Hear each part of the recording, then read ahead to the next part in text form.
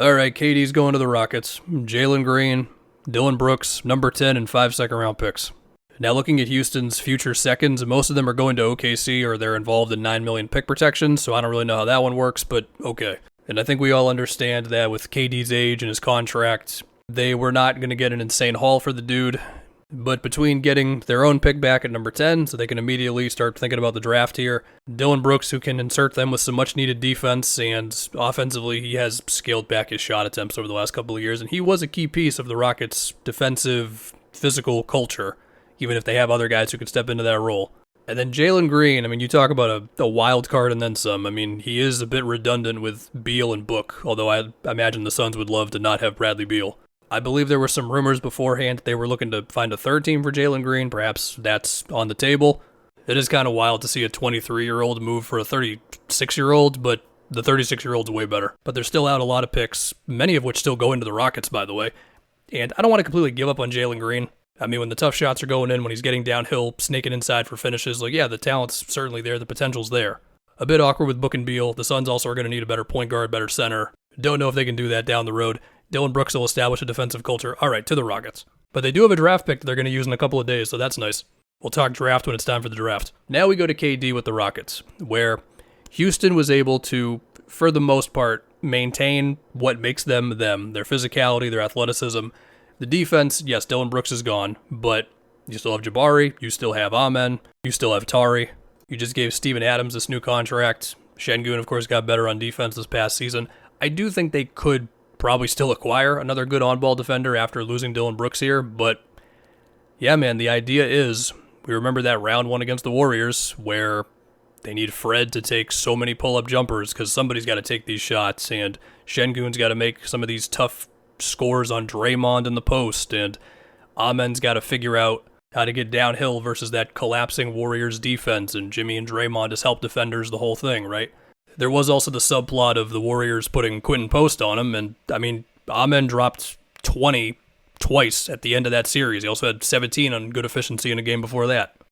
And as all this is happening, they're praying for Jalen Green to be this difficult shot maker, give him the ball, he can create for himself one-on-one, pick and roll the whole thing.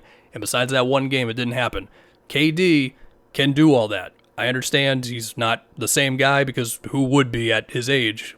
But as far as being an efficient 20-something point scorer with pull-up shot making, I mean, you just had a massive improvement in that department. You're going from Jalen Green, who was one of the most inconsistent scorers in the league, where, I mean, I kept on saying the Jalen Green roller coaster, right? He goes on a 2-week stretch where he can't miss anything. And then it's another 2-week stretch where Udoka's pulling him in fourth quarters because the idea is, well, if you're not scoring, then why do I have you out here? I got better defenders, I got whatever than you, right?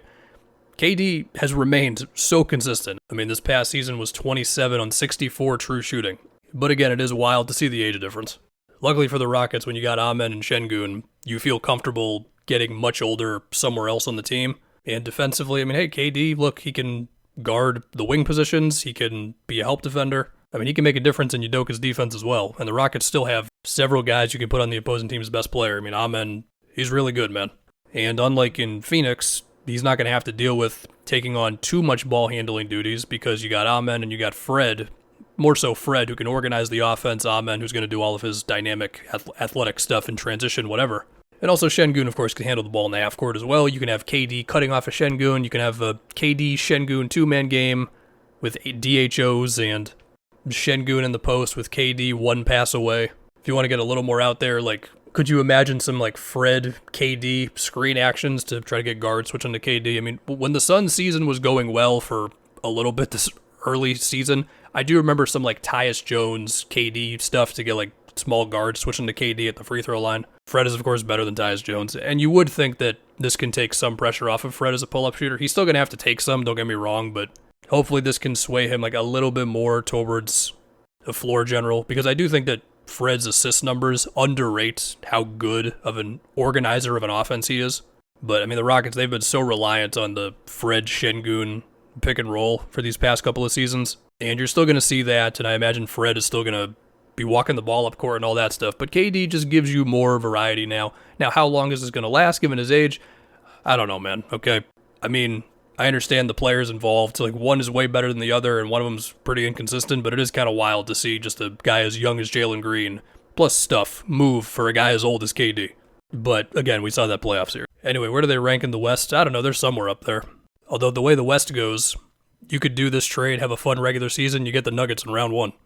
We can't ignore the fact that the vibes with KD's last couple teams are just not good.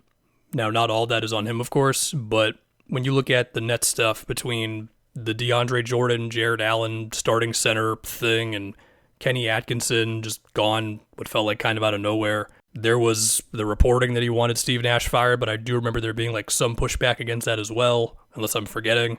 And then we know how it's been in Phoenix the last couple of years. I don't know. Again, you can't ignore it. But yeah, look, the Rockets, they needed more offense. They got a hell of an offensive player, no doubt about it.